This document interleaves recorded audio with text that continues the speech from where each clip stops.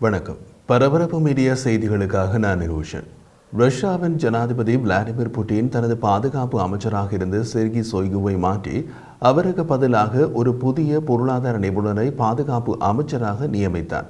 இந்த மாற்றத்தின் மூலம் உக்ரைன் மீதான தனது படையெடுப்புக்கு பின்னர் முதல் முறையாக அவரது தேசிய பாதுகாப்பு குழுவை திகைக்க வைத்துள்ளார்.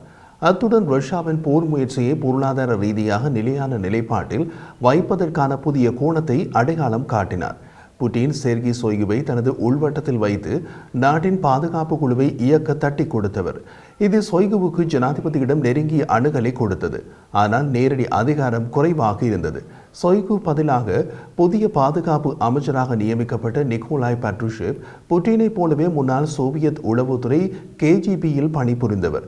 அந்த நாட்களில் புட்டினின் சக ஊழியர். ஆண்ட்ரி பெலோசோவ் 2020ஆம் ஆண்டில் துணை பிரதமராக பணியாற்றிய பொருளாதார நிபுணர். ரஷ்யாவின் வீங்கி செல்லும் பாதுகாப்பு வரவு செலவு திட்டத்தை ஒரு பொருளாதார நிபுணரை பொறுப்பேற்க வேண்டும் என்று புதிய அமைச்சர் பெலோசோவ் ரஷ்ய ராணுவத்தை புதுமைகளுக்கு திறக்க உதவுவார் என்றும் கிரெம்ளின் கூறியது. உயர்மட்ட அமைச்சரவை மாற்றங்கள் புட்டினுக்கு ஒரு அரிய மாற்றத்தை பிரதிநிதித்துவப்படுத்துகின்றன. புட்டின் உயர்மட்ட அமைச்சரவை திடீர் மாற்றங்களை தவிர்க்க முனையும் நபராகவே இதுவரை இருந்திருக்கிறார். அவரது தற்போதைய நடவடிக்கை உக்ரைனில் ரஷ்யா 2 ஆண்டுகளுக்கு மேலான போரில் ஒரு மாற்றத்தை குறிக்கலாம்.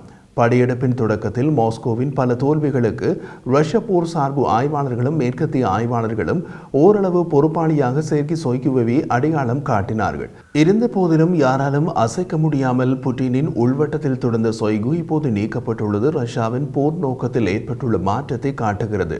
ஒரு பொருளாதார நிபுணரை பாதுகாப்பு அமைச்சராக நிறுவுவதன் மூலம் புட்டின் எந்த ஒரு இராணுவ வெற்றியை விட தொழில்துறை வலிமை மற்றும் பொருளாதார முக்கியத்துவத்தை மறைமுகமாக ஒப்புக்கொண்டுள்ளார். சொய்குவின் சாத்தியமான பதவி நீக்கம் போரின் முதல் நாட்களில் இருந்து ஊக்கத்தின் ஒரு பொருளாக இருந்தது. போரின் ஆரம்ப மாதங்களில் உக்ரைனின் கடும் எதிர்ப்பை எதிர்கொள்ள ரஷ்ய படைகள் தயாராக இல்லை என்பதை தெளிவாக காட்டியது. கடந்த கோடையில் ரஷ்ய வாடகை ராணுவம் வேக்னர் குரூப்பின் தலைவர் எவ்ஜெனி பிரிகோஜின் ஒரு தசாப்தத்திற்கும் மேலாக பாதுகாப்பு அமைச்சராக இருந்த சொய்குவை பதவி நீக்கம் செய்ய ஒரு இராணுவ புரட்சியை நடத்தினார். ஆனால் விசுவாசத்தை மதிப்பதாக ஆய்வாளர்கள் கூறும் புட்டின் சொய்குவை கைவிடவில்லை. செர்கி சொய்கு உக்ரைன் போரோடு நேரடியாக தொடர்பு பட்டிருந்தார். உக்ரைன் ஆக்கிரமிப்பு தொடர்பான இராணுவ ரீதியான பல முடிவுகள் அவரால் எடுக்கப்பட்டவை. உக்ரைன் போரில் பல ரஷ்ய மூலோபாயங்கள் பற்றிய முடிவுகள் அவரால் எடுக்கப்பட்டன அல்லது அவரால் அங்கீகரிக்கப்பட்டன. அவற்றில் தோல்வியடைந்த பல மூலோபாயங்கள் மற்றும் ரஷ்யாவுக்கு மிகப்பெரிய இழப்புகளை ஏற்படுத்திய பல மூலோபாயங்கள் இருந்தன. மிக எளிமையாக உதாரணமாக கருங்கடலில் உக்ரைன் பாம்பு தீவை ரஷ்ய கடற்படை ஆக்கிரமித்ததை குறிப்பிடலாம். சில மாதங்களில் அந்த தீவை மீண்டும் உக்ரைனிடம் இழந்த ரஷ்யா அந்த ஆக்கிரமிப்பில் தொடர்புபட்ட பல கப்பல்களையும் இழந்தது. கிழக்கு உக்ரைனில் இராணுவ முக்கியத்துவமற்ற சில நகரங்களை கைப்பற்றும் முயற்சியில் ஏராளமான துருப்புக்கள் அலையலையாக தொடர்ந்து அனுப்பியதில் அதிகபட்ச உயிரிழப்புகள் இராணுவ சாதன இழப்புகள் ஏற்பட்டன. சொய்குவின் இராணுவ திட்டமிடல் காரணமாக உலகின் முன்னணி ஆயுத தயாரிப்பு நாடாக இருந்த ரஷ்யா ஆயுதம் வாங்க வெளிநாடுகளை தேடி போக வேண்டிய நிலைமை ஏற்பட்டது. ஈரானிடமிருந்து பல மடங்கு அதிக விலை கொடுத்து ஆளற்ற விமானங்களை வாங்க வேண்டிய நிலை ஏற்பட்டது. உக்ரைனில் பொதுமக்கள் இலக்குகளை தாக்கியதில் இப்போது ரஷ்யாவுக்குள் எண்ணெய் சுத்திகரிப்பு மையங்கள் இப்போது தாக்கப்படுகின்றன. அதனால் ரஷ்ய பொருளாதாரத்தின் முதுகெலும்பாக இருந்த எண்ணெய் ஏற்றுமதி சில மாதங்கள் முழுமையாக நிறுத்தப்பட்டது. இப்படி பல விஷயங்களை கூறலாம். இனி அவற்றில் ஏதாவது மாற்றங்கள் ஏற்படுகின்றனவா என்று பார்க்கலாம். இப்போது புட்டின் மாற்றங்களை செய்வதற்கு காரணம் நீண்டகால போரை நடத்தும் ரஷ்யாவுக்கு பொருளாதார திறன் அவசியமாக உள்ளது என்பதை காட்டுவதற்கு என்று எடுத்துக்கொள்ளலாம். சொய்குவின் அந்தஸ்தில் ஒரு சாத்தியமான மாற்றம் நடக்கலாம் என்பதை கடந்த மாதம் நடந்த மற்றொரு பதவி நீக்கம் மற்றும் கைது காட்டியது. சொய்குவுக்கு நெருக்கமான உயர்மட்ட உதவியாளரை ஊழல் குற்றச்சாட்டில் கைது செய்து சிறையில் அடைத்தனர். அப்போதைய சொய்குவின் பதவி ஊசலாடுகிறது என்ற பேச்சு அடிபட தொடங்கியது. ரஷ்யாவின் போரை விமர்சிப்பவர்களின் மற்றொரு இலக்கு ரஷ்ய கூட்டுப்படைகளின் தளபதி ஜெனரல் வலேரி ஜெராசிமோவ். தற்போதைக்கு அவர் பதவியில் தொடர்வார் என்று கிரெம்ளின் கூறியுள்ளது. இனி உக்ரைன் போரில் சொய்கு எந்த அளவுக்கு அதிகாரத்தை வைத்திருப்பார் என்பது தெளிவாக தெரியவில்லை. சொய்கு ரஷ்யாவின் பாதுகாப்பு கவுன்சிலின் செயலாளராக நியமிக்கப்பட்டுள்ளார் என்று கிரெம்ளின் செய்தி தொடர்பாளர் டிமிட்ரி பெஸ்கோவ் உள்ளூர் நேரப்படி நேற்று ஞாயிற்றுக்கிழமை இரவு தெரிவித்தார். அவரது புதிய பதவி அமெரிக்க ஜனாதிபதியின் தேசிய பாதுகாப்பு ஆலோசகருக்கு இணையானது. இருந்தாலும் அந்த பதவி புட்டினின் ரஷ்யாவில் இராணுவம் அல்லது பாதுகாப்பு அமைச்சை நேரடியாக கட்டுப்படுத்தாததால் அந்த பாத்திரம் மட்டுப்படுத்தப்பட்ட செல்வாக்கை வைத்திருக்கிறது என்று ஆய்வாளர்கள் கூறுகின்றனர்.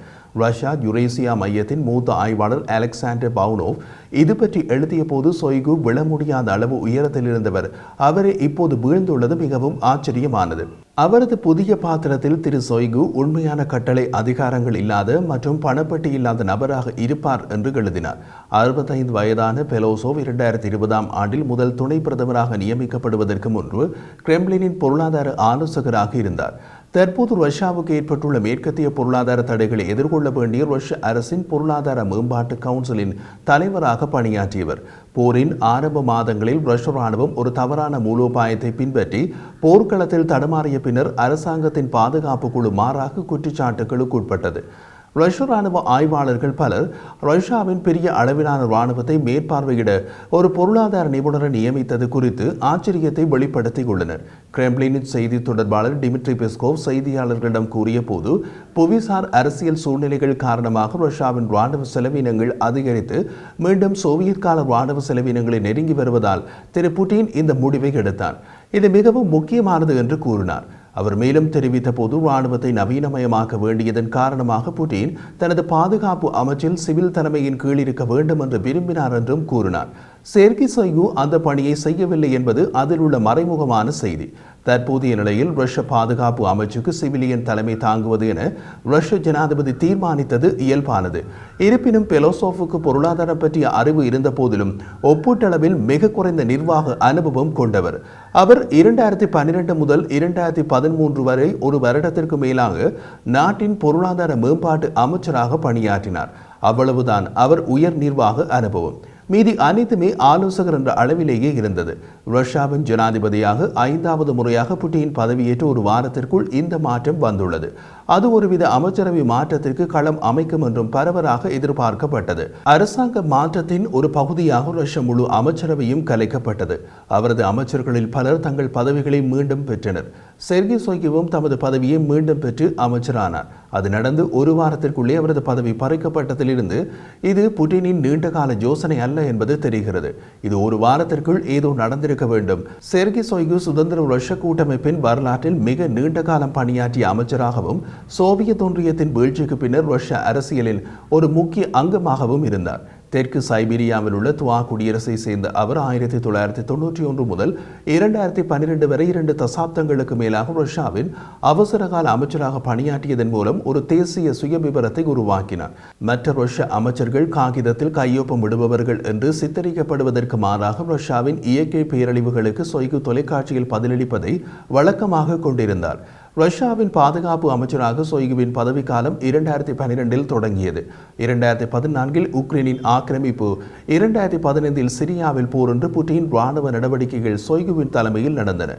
பின்னர் 2022 போரின் ஆரம்ப மாதங்களில் ரஷ்ய ராணுவம் தடுமாறியதால் சொய்கு முதல் தடவையாக விமர்சனங்களுக்கு உள்ளானார். தற்போது நடைபெற்ற தலைமை மாற்றம் கேஜிபியின் கடின உழைப்பாளியான பட்ருஷேவின் அந்தஸ்தத்தில் ஒரு மாற்றத்தை குறிக்கலாம். ஆனால் புதிய அமைச்சர் பதவி அவருக்கு என்ன அதிகாரத்தை வழங்கும் என்பது தெளிவாக தெரியவில்லை. போர் செலவுகள் அதிகரித்து வருவதால் திரு புட்டினின் அரசாங்கம் நாட்டின் வரி முறையின் திட்டமிட்ட மறுசீரமைப்பு செய்து அதிக வருவாயை உயர்த்துவதற்கான முயற்சியில் இறங்கியுள்ளது. ரஷ்ய பட்ஜெட்டில் கிட்டத்தட்ட 1/3 இந்த ஆண்டு தேசிய பாதுகாப்புக்காக ஒதுக்கப்பட்டுள்ளது. இது முன்பு நடந்த ஆண்டுகளை விட மிகப்பெரிய அதிகரிப்பு. இராணுவத்திற்கான தீவிர அரசாங்க செலவினம் ரஷ்ய பொருளாதாரத்தை தடுமாறச் செய்துள்ளது. அத்துடன் ஒரு தடைப்பட்ட தொழிலாளர் சக்தி மற்றும் பணவீக்கத்தை உயர்த்தியது. அதை சரி செய்ய வேண்டியது ரஷ்ய நிதியமைச்சை தவிர பாதுகாப்பு அமைச்சல்ல.